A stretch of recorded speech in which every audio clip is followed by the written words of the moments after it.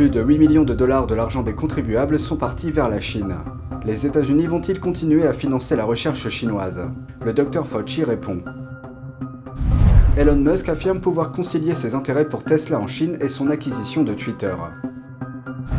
Dans l'un des plus grands pôles technologiques de Chine, les autorités cèdent aux demandes de la population. C'est arrivé après une manifestation contre les mesures sanitaires. Et une autre explosion de gaz frappe la Chine. L'accident a fait 23 blessés, dont 3 avec de graves brûlures. Bienvenue dans Regard sur la Chine. Dans la ville de Kunshan, les mesures sanitaires ont été assouplies. Ce relâchement a été effectué après les manifestations du week-end dernier, demandant aux autorités locales de remettre en place les transports publics. En effet, suite au blocage des transports, de nombreux habitants n'ont pas pu se rendre à leur travail dans la ville voisine de Shanghai. Une manifestation a éclaté samedi dans la ville de Kunshan, les habitants demandant la reprise des trajets entre la ville et Shanghai. Cette manifestation fait suite à la fermeture du système de transport en commun pendant 3 mois en application de la politique chinoise ultra stricte du zéro Covid. Kunshan est limitrophe de Shanghai et de nombreuses personnes travaillent dans une ville et vivent dans l'autre. A lot of people have homes they can't go back to and jobs they can't get to. Des vidéos sur les réseaux sociaux montrent un grand groupe de personnes criant « débloquez » et « faites la navette » près d'une barricade. La police a été déployée sur les lieux et certains manifestants ont été arrêtés. Le lendemain, les autorités ont accepté la réouverture conditionnelle de la navette entre les deux villes pour les personnes ayant une résidence permanente ou un emploi à Kunshan. Les navetteurs doivent s'inscrire pour obtenir un laissez-passer électronique et présenter des résultats de tests négatifs dans les 24 heures.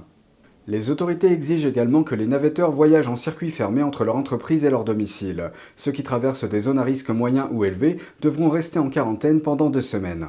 Kunshan, ainsi que d'autres villes proches de Shanghai, abritent de nombreuses entreprises manufacturières qui jouent un rôle clé dans l'économie chinoise et la chaîne d'approvisionnement mondiale. Des produits tels que l'iPhone, le Mac et l'iPad d'Apple sont assemblés dans la région, qui abrite également une grande usine Tesla. Quand Pékin dit vouloir se débarrasser de tous les cas de virus dans le pays, il parle sérieusement. Un seul cas de virus a déclenché des tests de masse et un confinement partiel dans la ville chinoise de Shenzhen. Les autorités ont ordonné l'isolement de plusieurs communautés locales.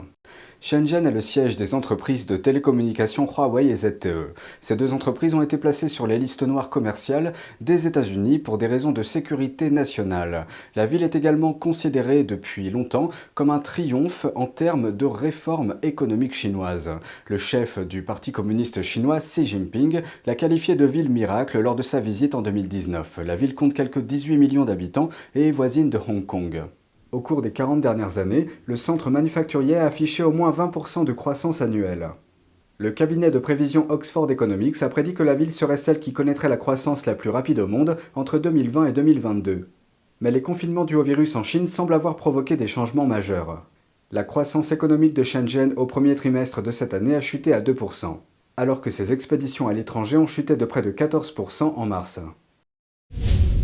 Une autre explosion en Chine, cette fois dans la ville de Tianjin. Selon les médias locaux, une explosion de gaz s'est produite mardi après-midi, heure locale. L'accident a blessé 23 personnes, dont 3 ont subi de graves brûlures. La cause de l'explosion fait toujours l'objet d'une enquête.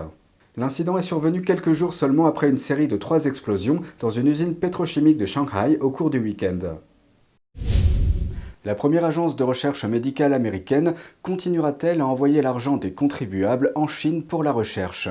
Un législateur a interrogé le Dr Anthony Fauci à ce sujet. Voici ce qu'il a répondu. Les Instituts nationaux de la santé, ou NIH, ont envoyé plus de 8 millions de dollars d'argent public pour financer la recherche en Chine. Maintenant, un législateur demande au Dr Anthony Fauci si cela va s'arrêter. Lors d'une audience, le sénateur Roger Marshall a dit que parmi les nations considérées comme les plus grandes menaces pour les États-Unis, à ma connaissance, seule la Chine reçoit des fonds américains pour la recherche. Le PCC contrôle ces scientifiques et contrôle la publication des résultats de recherche sur lesquels ils travaillent. Cependant, les politiques de subvention du NIH exigent que les bénéficiaires conservent des dossiers de recherche, ce qu'ils ne peuvent faire lorsque ces dossiers sont sous le contrôle du Parti communiste chinois. Quand allez-vous, en tant que directeur du NIAID, cesser de financer la recherche en Chine? Le Dr Fauci est à la tête de l'Institut national des allergies et des maladies infectieuses, un des plus grands instituts du NIH. Il est également le conseiller médical en chef du président Biden. Voici sa réponse à la question. Nous avons, au NIH et dans d'autres agences du gouvernement fédéral, Des projets de recherche très productifs, évalués par les pairs et très appréciés, avec nos collègues chinois qui ont conduit à des avancées majeures dans la recherche biomédicale. Je ne pense donc pas que je serai en mesure de vous dire que nous allons cesser de financer les Chinois.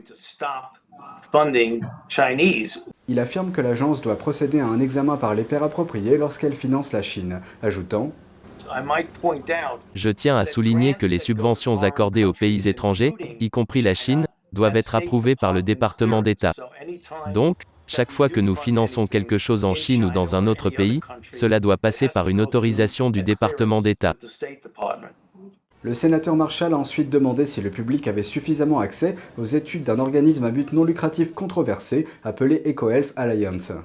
Mais vous ne niez pas que la recherche effectuée par EcoHealth, les dossiers, les études, nous n'y avons toujours pas accès.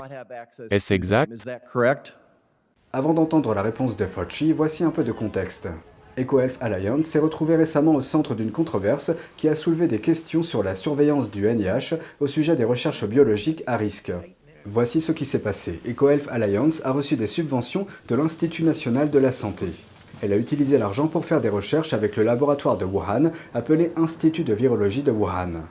Ils ont expérimenté comment faire en sorte qu'un virus se répande plus facilement parmi les humains. Et le laboratoire de Wuhan s'est retrouvé par la suite au cœur d'un vaste débat pour savoir s'il avait fait fuiter le virus à l'origine de la pandémie de Covid-19.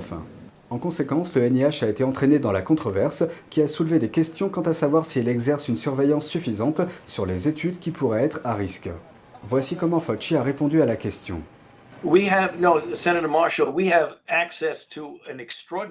Sénateur Marshall, nous avons accès à une quantité extraordinaire d'informations. Il y a une question que les gens ont soulevée au sujet des choses qui se passent là-bas et auxquelles nous n'avions pas accès.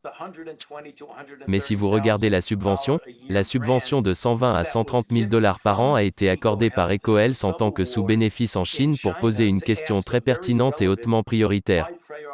Nous avons reçu de leur part une documentation publiée avec des données qui montrent qu'ils ont fait ce pourquoi ils ont reçu la subvention.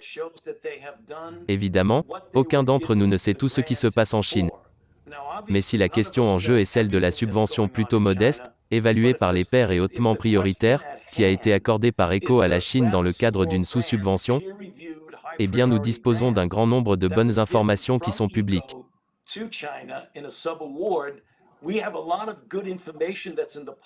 EcoHealth a obtenu plus de 3 millions de dollars du NIH de 2014 à 2019. Et un cinquième de cette somme est allé au laboratoire de Wuhan. C'est ce que révèlent les reportages du média The Intercept. Voici quelques nouvelles au sujet d'Elon Musk. Des questions ont été soulevées sur la façon dont il compte équilibrer les intérêts de Tesla en Chine avec sa nouvelle acquisition de Twitter. De plus, certains affirment que la liberté d'expression sur les réseaux sociaux pourrait poser problème. Voici ce que Musk a déclaré lors d'une récente interview. Elon Musk, PDG de Tesla, affirme qu'il n'a aucun problème à concilier la Chine, Tesla et Twitter. Il a fait ce commentaire dans une interview en ligne lors du Forum économique du Qatar à Doha mardi. Musk a déclaré à Bloomberg qu'il n'avait aucun problème à concilier les intérêts de Tesla à Shanghai et son acquisition de Twitter. La Chine ne tente pas d'interférer avec la liberté d'expression de la presse aux États-Unis, pour autant que je sache. Je ne pense pas que ce soit un problème. Musk a également fait l'éloge des entreprises automobiles chinoises, affirmant qu'elles sont extrêmement compétitives, travailleuses et intelligentes. C'est tout pour aujourd'hui, merci d'avoir suivi Regard sur la Chine. On se retrouve demain pour une nouvelle émission, prenez soin de vous et à bientôt.